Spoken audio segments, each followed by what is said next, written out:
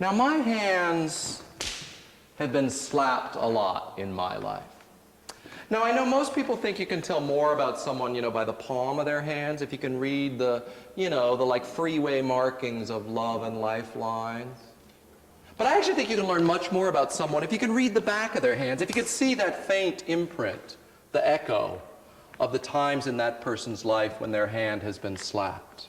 Now, my hand got slapped really, really, really hard, as it often did when I would reach in the cookie jar for one more cookie.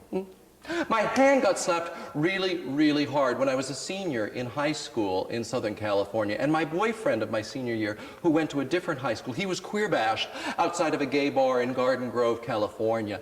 And these fucks yelled at him, "Die, faggot, die, faggot, die," as they stabbed him 9 times in the neck with an ice pick. My hand got slapped really, really hard when certain fucked up right-wing senators and congresspeople in Washington took my NEA grant away and took away the right of any queer person in America to raise their creative voice with 1 cent of our tax money. My hand got slapped really, really, really hard when so many of my lovers and friends died of AIDS. My hand got slapped really hard in 5th grade.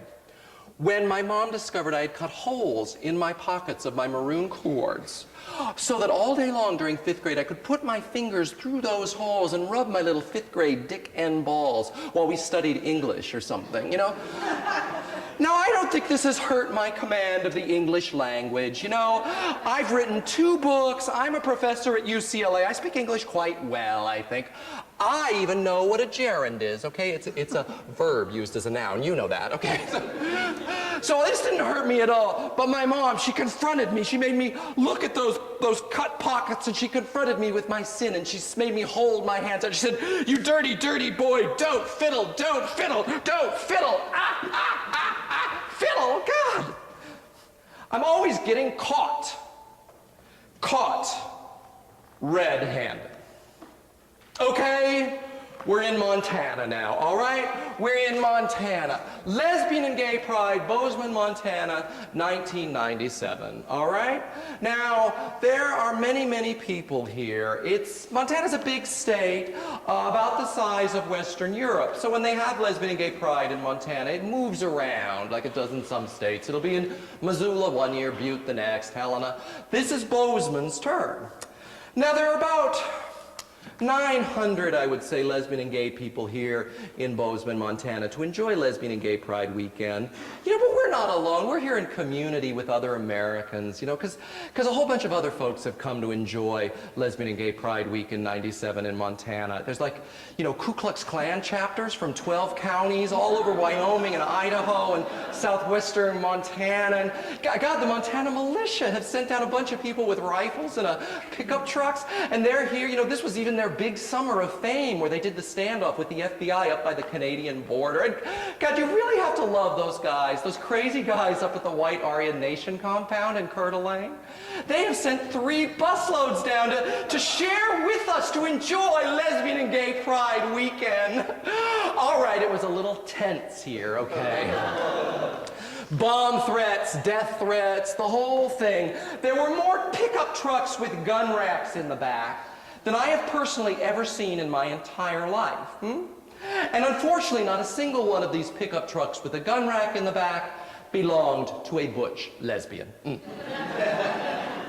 Now, I don't know about you, but I personally believe the only people that should really be allowed to possess firearms in America are lesbians. I really think they're the only ones that can be trusted with a gun. When was the last time a lesbian went on a shooting spree at a .com that she worked at? Never, okay? This is my version of gun control if I ever run for elected office, okay? This is like gigs I do around the country. As we do Pride March down Main Street, Bozeman, there are Montana State Police on the roof of every building with rifles with telescopic sights. But I can handle this. I travel all over the U.S. when I do my shows, have crazy people threatening to blow up the theater, attacking the audience outside, like in North Carolina, or just last year in Chattanooga, in Tennessee. There were hundreds of protesters outside screaming at the audience, waving Confederate flags at them. So this is nothing. I can handle this. I'm tough.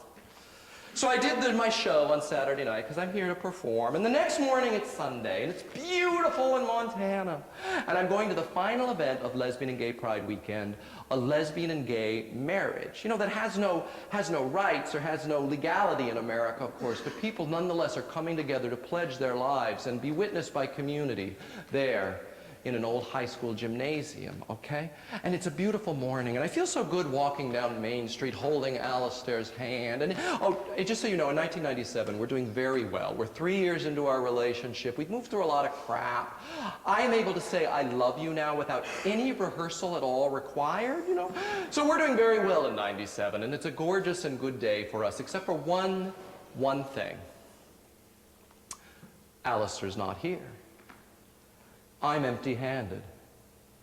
Because in June of 97, our country's fucked up laws kept my partner out of this country, kept him away from me for months, refused his visa, and he had to drop out of university, and his return plane ticket was no good, and our lives were fucking falling around our heads, and I'm empty and red-handed in Bozeman, Montana.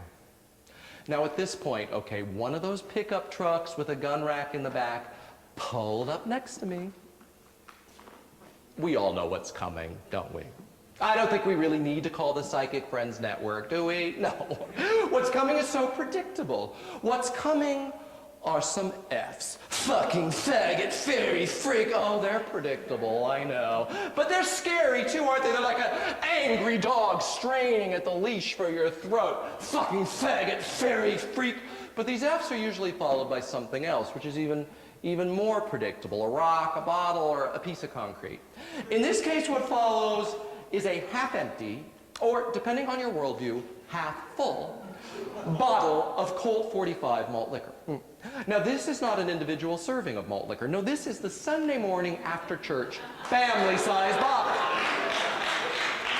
And it leaves the passenger side window, and I can admire its geometry as it flows through the blue sky and hits my red hand, redder now as the skin cracks open and hot blood trails off my fingers, glass explodes at my feet, and I look at my hand and I think 3 stitches, 4, maybe 5 tops. Just please leave the gun in the gun rack, okay?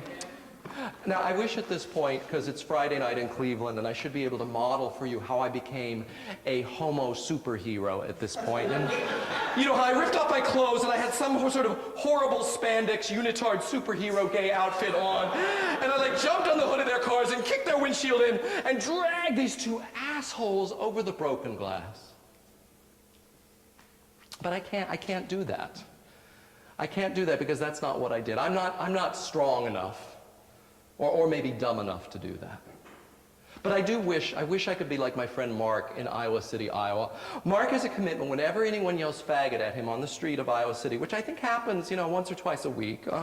Mark immediately turns his back to them, pulls down his pants, pulls down his underwear, spreads his butt cheeks as wide as humanly possible, which is quite wide, and says, "Oh yeah, I am a big faggot. Now why don't you come and lick my pussy?" I don't know about you, but I just can't say that. Damn, I just don't have that spirit of Iowa in me. It's like a kind of all Southern California suburban wasp deer frozen in the oncoming headlights. Well, the light changes, they go on their way, fling a couple more Fs, and I'm left with my red hand, turning a little green and purple from the bruise as the blood stops flowing. And it's weird, it's like not enough. It's not enough for our country that they've already pulled Alistair's hand from mine. It's like they want to hold my empty hand at a fire, get it cooking there in the frying pan. On this beautiful street, in this beautiful state, made ugly by these men's hate. Well, as you might imagine, I wasn't much in the mood for a wedding right now. But what else could I do? Off I went, my hand aching from the absence of Alistair's hand in mine. My head aching for the harsh ricochet of those Fs. And my heart aching for these dozen lesbian and gay couples brave enough to bind their lives in an old high school gymnasium in Bozeman, Montana.